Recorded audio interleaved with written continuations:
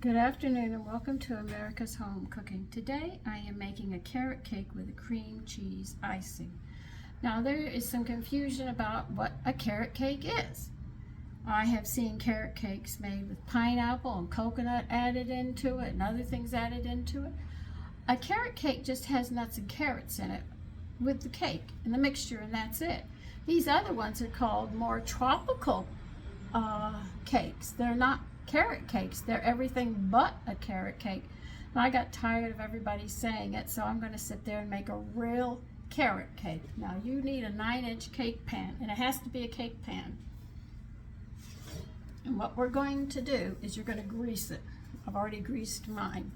I haven't done everything, I got everything out yet, but I wanted to talk about everybody who claims they've got a carrot cake, but they add the pineapple in it, and they add the coconut into it, and they add all these other ingredients with the carrots, and that is not a carrot cake. A carrot cake is very simple: carrots and nuts. You might use sour cream in the dough, or you might have a cream cheese frosting, which I'm going to be doing, but that's it. So we're going to get some flour.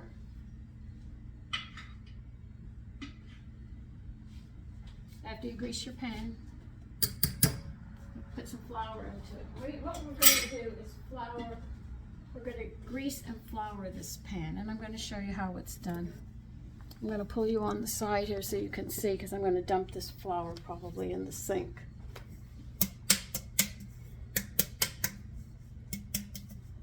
You see how I'm doing this? That's how you grease these pans. When they say grease and flour, this is how you do this job. You run that flour, and as you can see, as it goes around,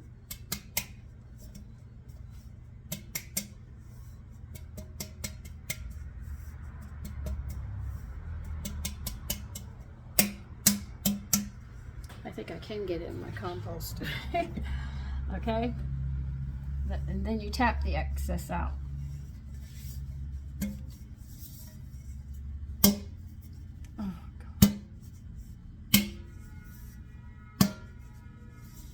That's how you grease and flour a pan. Okay, now let me get the rest of the stuff together. I just wanted to make sure that we have an understanding what a real carrot cake is, and these other ones I would call tropical cakes because they're adding a lot of other stuff to it. So I will be back in a bit. Okay, now into bowl number one, we're going to be using more than one bowl. We're going to add 2 cups of all-purpose flour.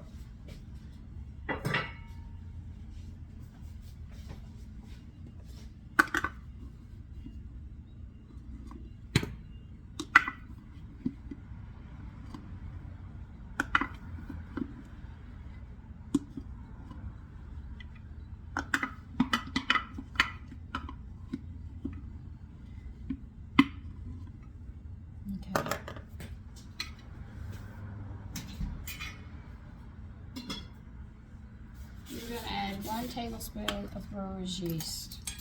Just 1 tablespoon. That's a tablespoon. What do we need next? We need 2 teaspoons of cinnamon. Don't worry, the yeast will not affect the flavor on this. That's why we're not adding that much to it. Just a tablespoon, I mean. So here's 2 teaspoons of cinnamon. Oh God, I'm going to drop everything. 1 teaspoon of baking powder.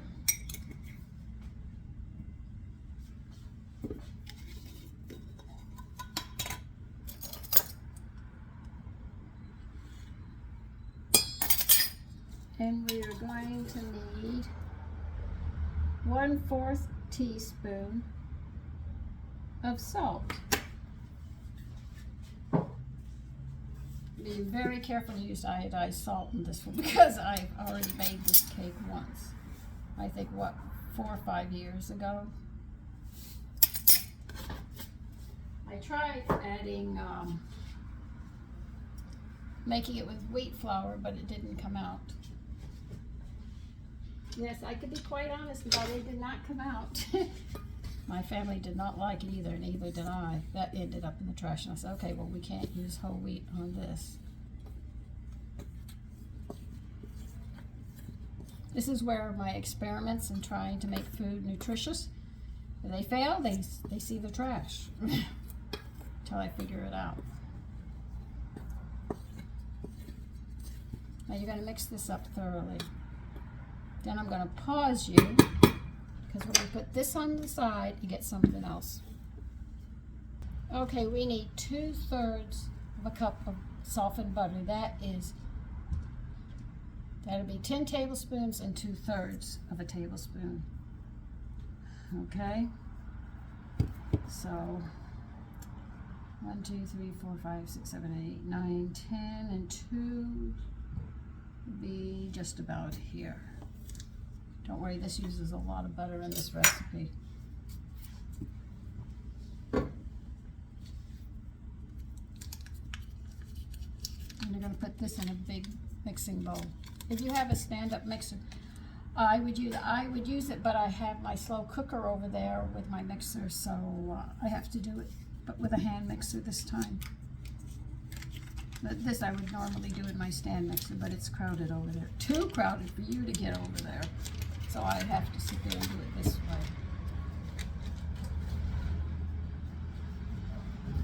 People think their kitchens are crowded. Mine really gets crowded. Okay, next we're going to sit there and add 1 cup of sugar.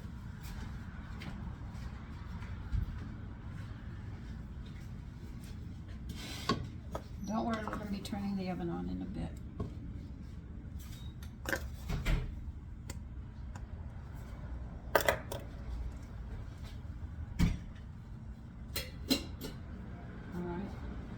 Leave this alone now. We're getting things ready to do something with, okay? Set your oven at 350.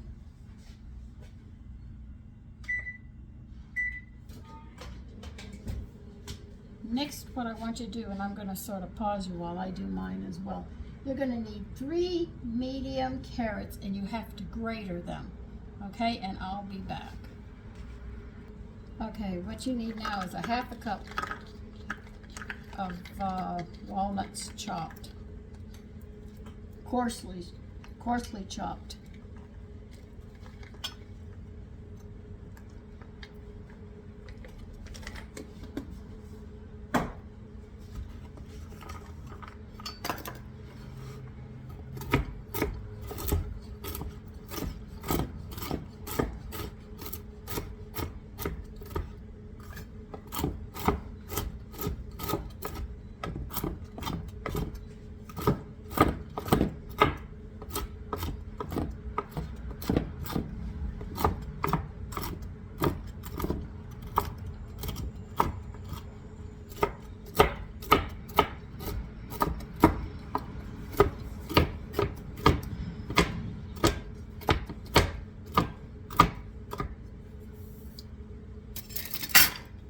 The nuts with your carrots.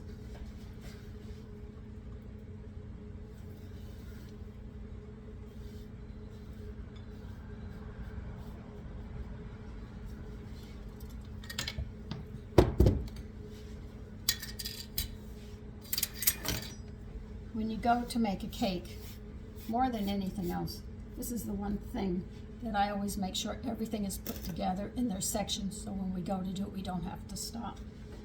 But this is why I'm doing it this way. Okay, I have to get a few more things and we'll be ready to go. Okay, now we've got everything pretty much set. We're going to cream the butter and the sugar. If you have a stand-up mixer, I'd rather do it there, but mine is all crowded. We're going to do this until it's smooth and fluffy.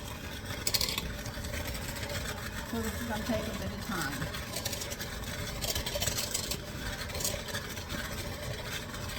So when you make cakes, always make sure everything is at room temperature and separating before you start putting it together. It's the one thing that I do. When I do cakes and pies, certain things require that you definitely have everything out. Now most people say for all things, and when it comes to a cake, you'll see me bring everything out.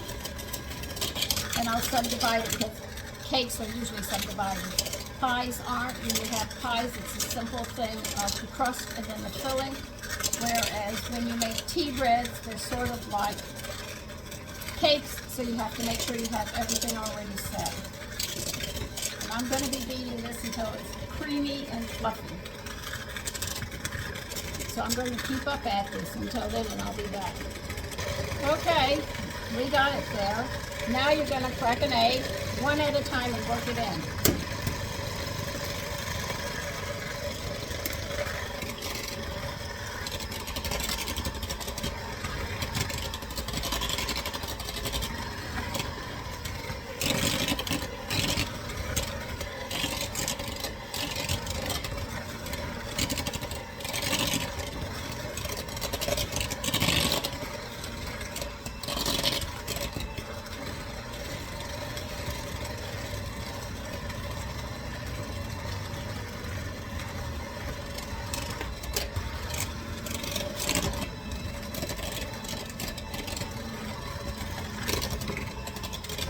See how the egg and the butter and all are getting incorporated really nice? You want it fully incorporated before you add another egg.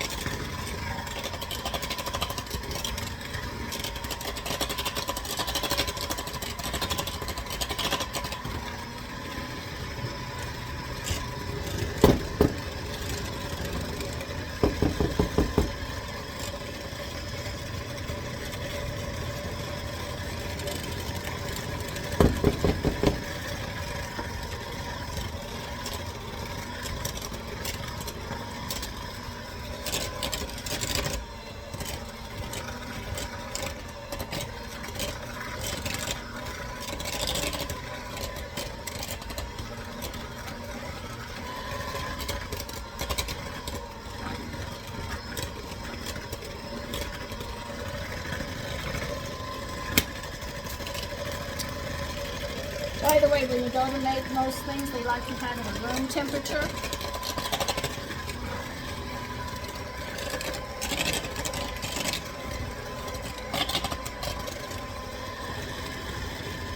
That's why you'll see women mostly making cakes and stuff like that in the afternoon, because they take it out in the morning.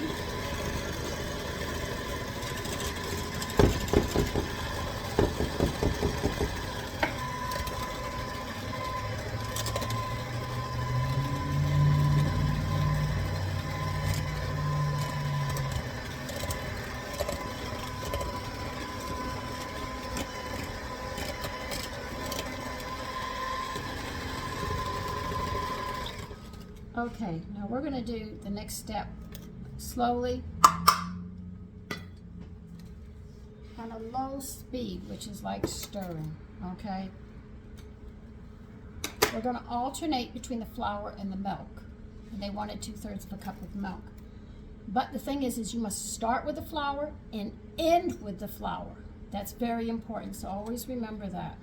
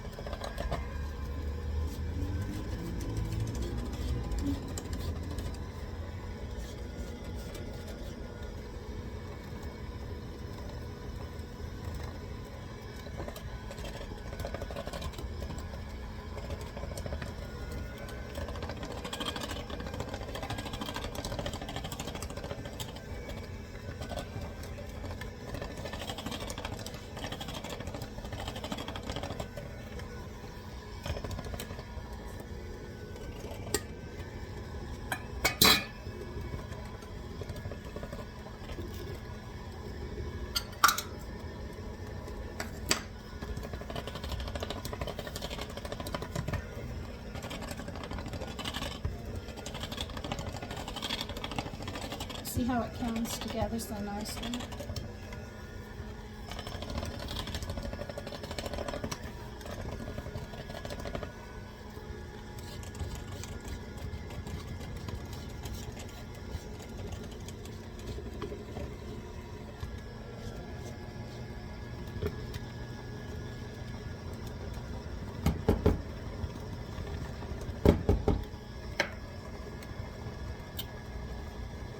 Tastes pretty good.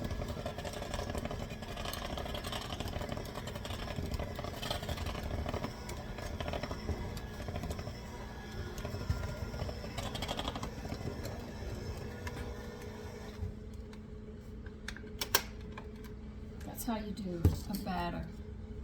Unless the cake says otherwise, that's exactly how you start with the flour and the liquid. You start with that flour and end with the flour.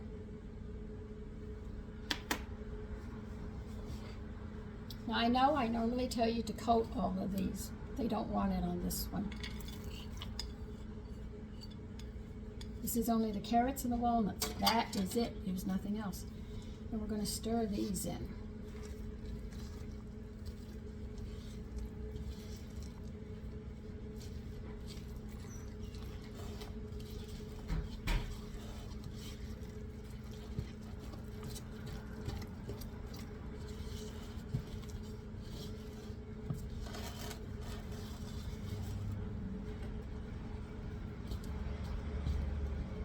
See how we mix that really nice. And pour in this batter. Pour it in the pan, the batter.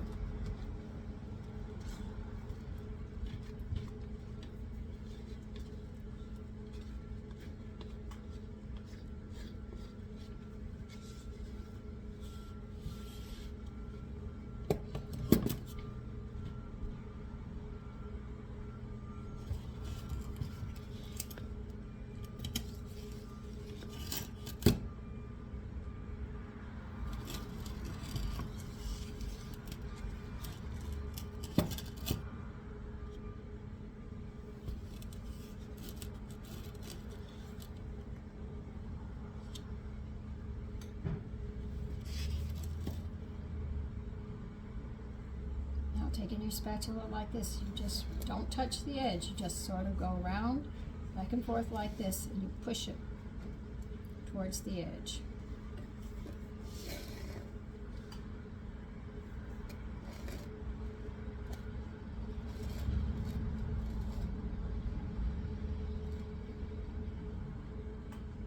That's how you smooth it off.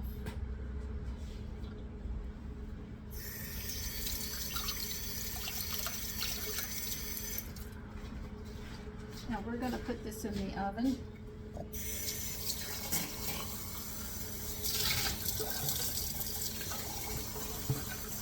For 40 minutes.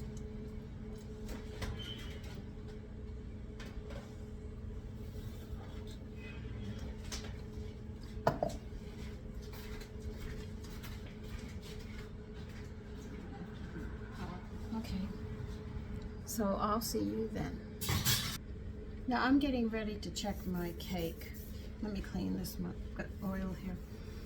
And you don't want to open the door all the way and pull the rack out, because if it's not done, it's going to get all that chill and it's going to collapse. If it's going to collapse, you want it to collapse as little as possible, as they say. So what you do is you open the door and you get your hand in there with the light, stick a toothpick into the center and see if it comes out. Clean and dry.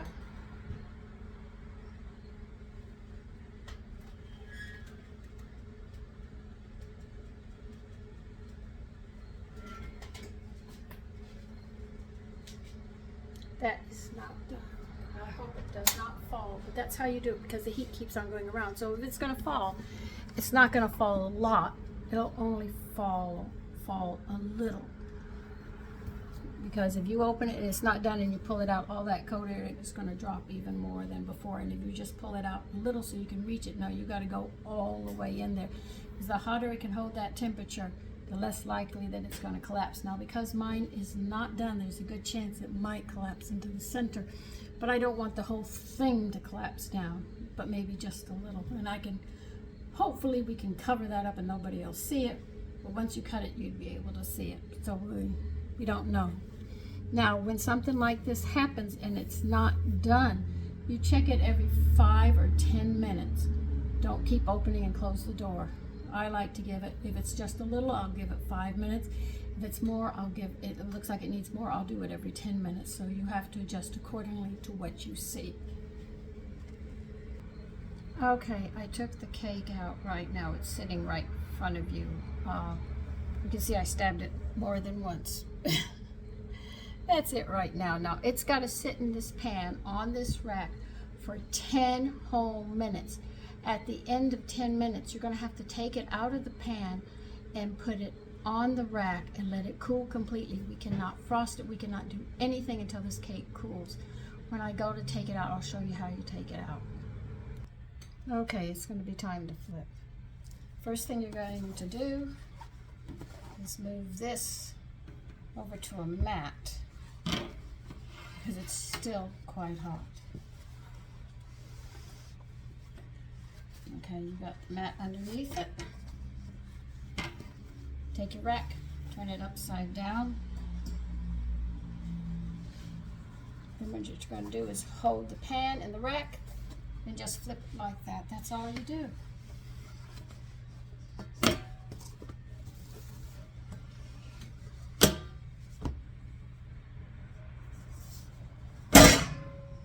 That's it. Now we have to let it cool. I don't know how long it's going to take to cool. I hope to do it today. If it's not cool enough, I'll just cover it and I'll finish it up tomorrow. But I'm going to end this video because I don't know how long this is going to take to cool. But there should be a part 2 today or either tomorrow morning, because I've been going since 3:30 this morning and it's already 3:30. And if it gets near 5 before this thing is cool, I'm going to be sound asleep. I have to admit, I will be exhausted. So listen, I'll see you as soon as this cools.